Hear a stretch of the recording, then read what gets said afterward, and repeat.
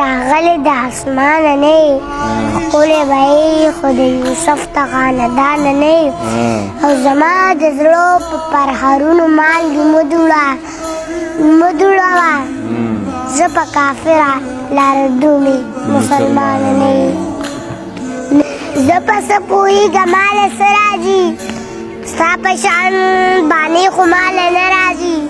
تاله چې درځمه بانه جوړه کړمه که ستا نه چې راځمه بانه نه راځي یا چې ښه نشه یم نو ښه یم یا چې په سجده یم نو ښه یم زه په طبیبانو نه رغېږم زه چې تا سره یم نو ښه یم او خوی د مشال راته راکړی دی ویښ چې ټوله شپه یم نو ښه یم